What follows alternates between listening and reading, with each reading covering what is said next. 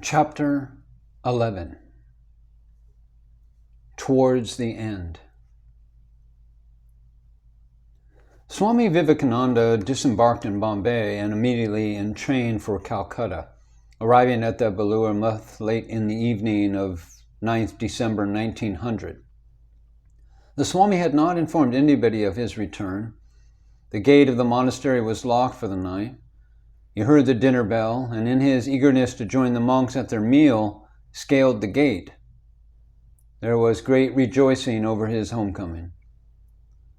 At the Muth, Swami Vivekananda was told about the passing away of his beloved disciple, Mr. Sevier, at Mayavati in the Himalayas. This was the sad news of which he had a presentiment in Egypt.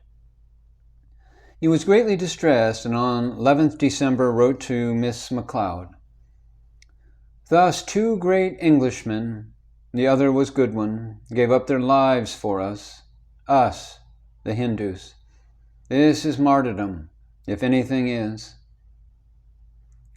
He wrote again on December the 26th, "He was cremated on the bank of the river that flows by his ashrama, a la Hindu, covered with garlands, the Brahmins carrying the body, and the boys chanting the Vedas.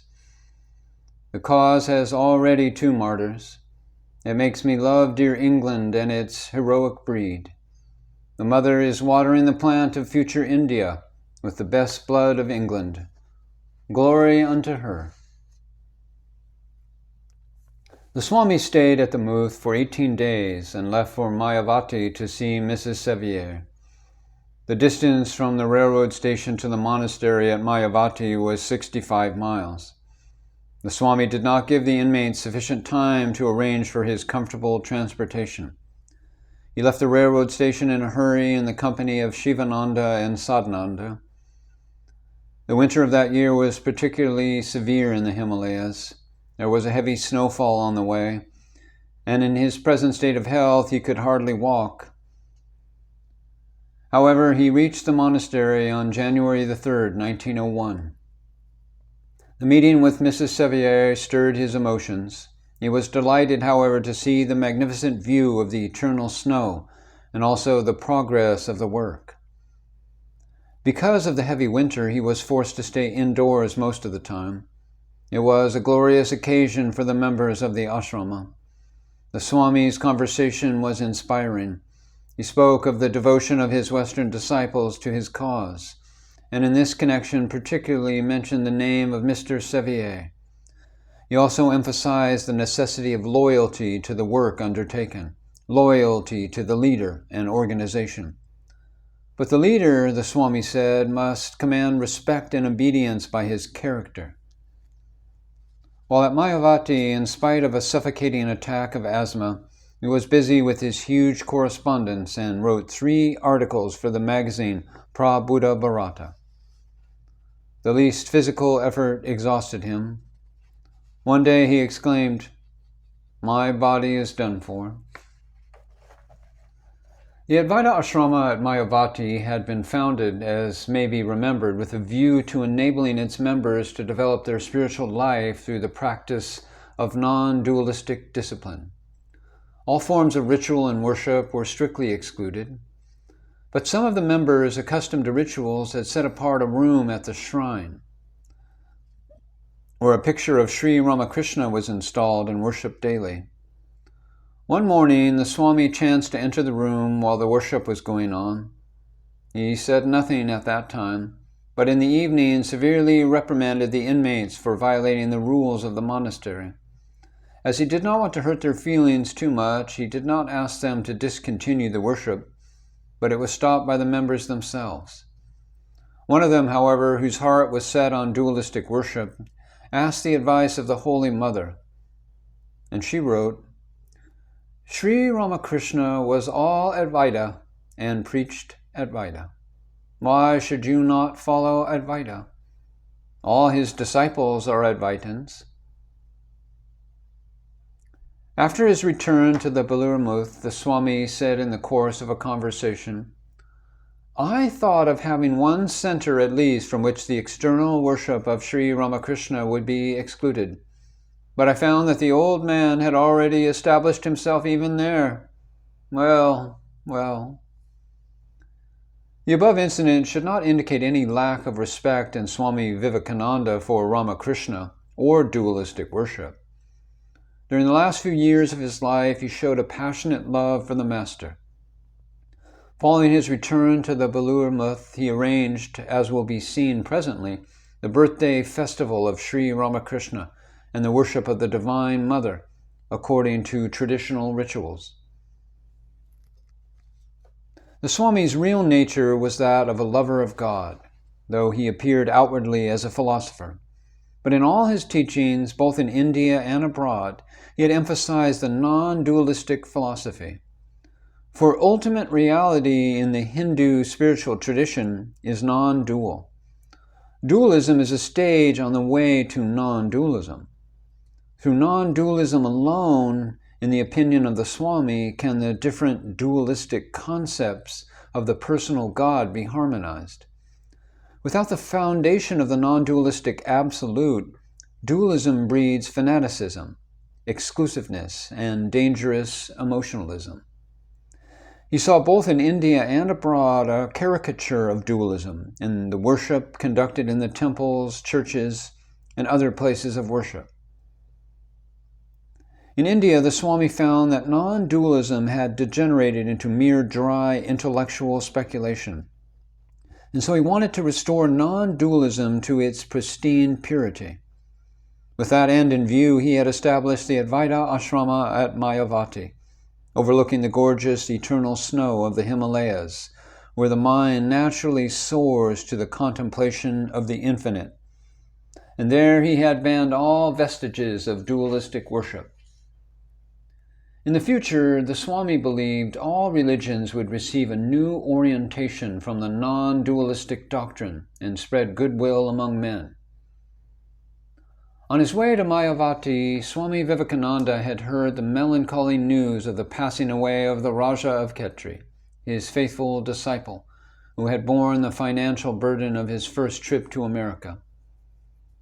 The Raja had undertaken the repairing of a high tower of the Emperor Akbar's tomb near Agra, and one day, while inspecting the work, had missed his footing, fallen several feet, and died. Thus, wrote the Swami to Mary Hale, we sometimes come to grief on account of our zeal for antiquity. Take care, Mary, don't be too zealous about your piece of Indian antiquity, referring to himself. So you see, the Swami wrote to Mary again, things are gloomy with me just now, and my own health is wretched, yet I am sure to bob up soon, and am waiting for the next turn. The Swami left Mayavati on January the 18th and traveled 4 days on slippery slopes, partly through snow, before reaching the railroad station. He arrived at the Biography on January 24th. Swami Vivekananda had been in his monastery for 7 weeks when pressing invitations for a lecture trip began to pour in from East Bengal. His mother, furthermore, had expressed an earnest desire to visit the holy places situated in that part of India. So on January 26th, he wrote to Mrs. Ole Bull, Sarah, I am going to take my mother on pilgrimage. This is the one great wish of a Hindu widow. I have brought only misery to my people all my life. I am trying to fulfill this one wish of hers. On March 18th, in the company of a large party of his sannyasin disciples, the Swami left for Dhaka, the chief city of East Bengal, and arrived the next day. He was in poor health, suffering from both asthma and diabetes. During an asthmatic attack, when the pain was acute, he said half dreamily, What does it matter? I have given them enough for 1,500 years. But he had hardly any rest. People besieged him day and night for instruction. In Dhaka he delivered 2 public lectures and also visited the house of Nag Mahasaya, where he was entertained by the saint's wife. Next he proceeded to Chandranath, a holy place near Chittagong, and to sacred Kamakya in Assam. While in Assam, he spent several days at Shillong in order to recover his health, and there he met Sir Henry Cotton, the chief government official and a friend of the Indians in their national aspiration. The two exchanged many ideas, and at Sir Henry's request, the government physician looked after Swami's health.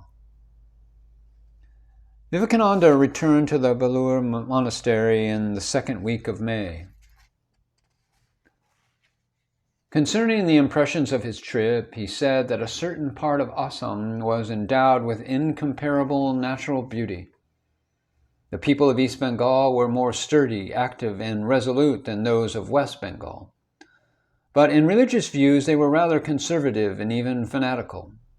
He had found that some of the gullible people believed in pseudo-incarnations, several of whom were living at that time in Dhaka itself.